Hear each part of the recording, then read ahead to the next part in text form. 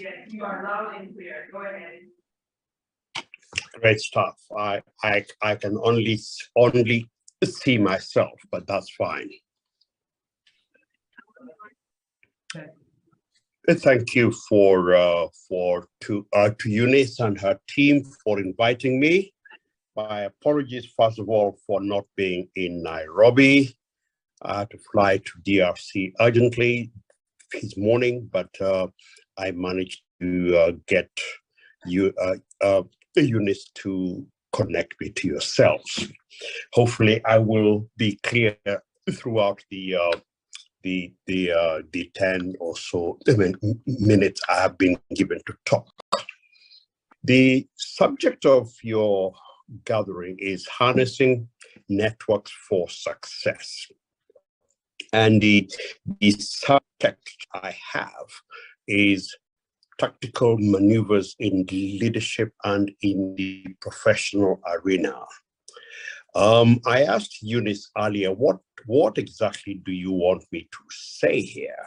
And what message would you like me to give? And her answer to me was, do what you feel necessary. So I will do exactly that. And hopefully over the next 10 minutes, I'll give you something useful to think about. I've been working with women for a long time in my professional career, as a banker, as a mentor, as a promoter of them, as a guide, and I've learned a few things about how women have been approaching the whole question of networking and how they have been maneuvering into positions of leadership in the professional arena. And I'll start with a blunt and perhaps controversial statement that the very title of this symposium and the very title of my subtext,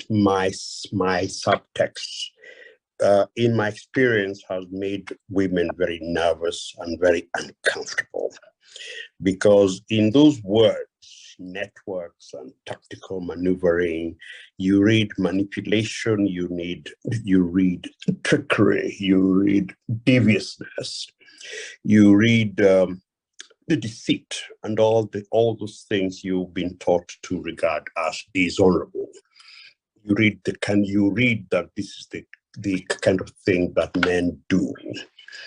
I think that if you're going to get any use from this sort of symposium, you'd better put such thoughts out of your mind. Organizations and institutions and companies and firms are the living organisms, and they have manners, they have mores, they have habits, they have customs, and you need to be able to master that environment in every which way to be able to get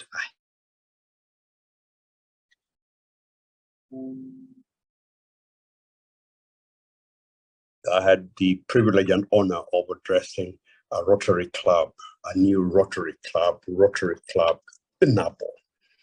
And I left them with the 10 lessons that a famous US soldier, Admiral McCraven, had given out in a famous lecture entitled, "If You Want to Change the World."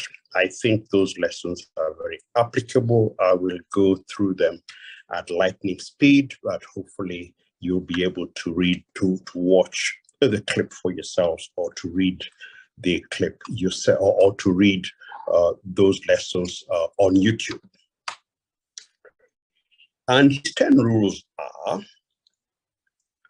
focus on accomplishing small things, find someone to help you, i.e. a mentor, respect everyone, because you never know where success and help and assistance may come from. Remember that life is not always fair, and don't take failure as a complete and irreversible reversal, so to speak. Don't be afraid to fail, take risks, face down the bullies, step up when times are toughest, to lift up the downtrodden, and never give up. Now, I could go through every one of this. It took us an hour and a half to 2 hours, 8 hours last night, but I think you begin to get the gist.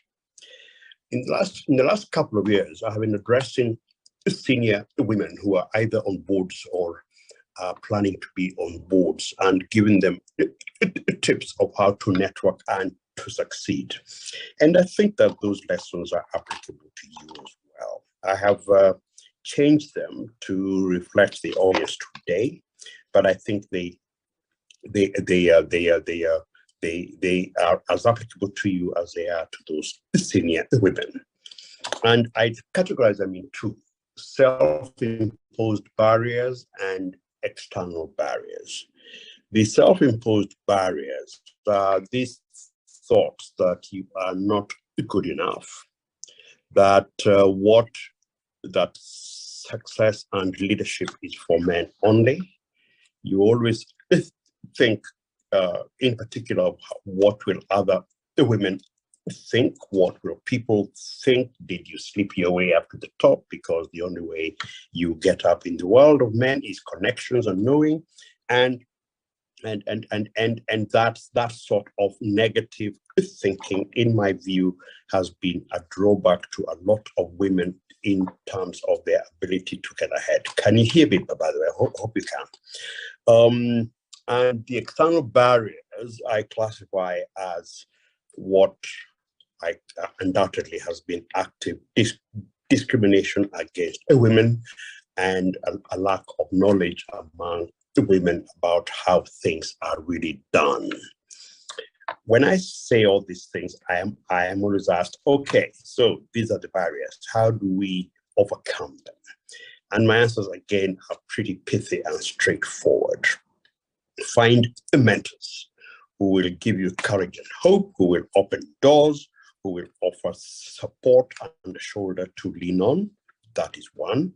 Two, in the organization, if you are indeed in an organization, don't be a wallflower, don't look for perfection, don't hide in soft activities.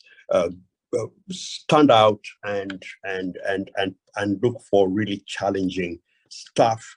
This whole issue of dress is a typical one that is always raised when I address such audiences, and my answer is dress smartly, don't dress provocatively. I know that sounds trite, but it is true, and it does affect the superiors, where in fact your superiors are men. Do remain feminine.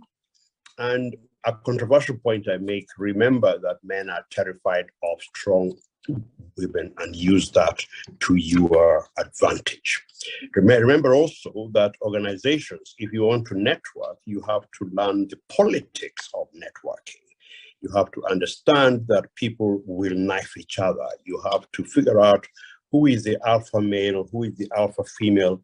How do I align myself to him or her? How do I oppose them? What risks do I run? Who's the real power in the place? It may not be the real the person who poses as the alpha male or the alpha female. It could be somebody else in the organization. In short, my point is that if you do want to get ahead, there are of course other views, but in my view, most organizations, to repeat, are living organisms, and you must learn to network, and you must look at such what you may regard as unsavory tactics of learning, of intelligence, of knowing who is a power, or who is doing what. But if you don't, then you will find yourself forever on the periphery, wondering why X is getting ahead and Y is not. That is not to say, of course, that the tricks that others can use, like the one I pointed out, did I sleep my way up, are not used. But in my experience, those tactics tend to be pretty short-lived in the context of building a sustainable network. Eunice, have I kept to my 10 minutes, and have I kept to my throwing out my random thoughts?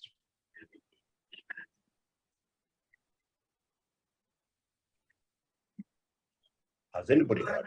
Those were more than very succinct and empowering pointers. Thank you. And certainly, something that we can take home and share as we move forward in our career. I think the thing that started out for me was, man, our terrified are strong with it. So that's something that will be thinking about, maybe once again, wrong with all John.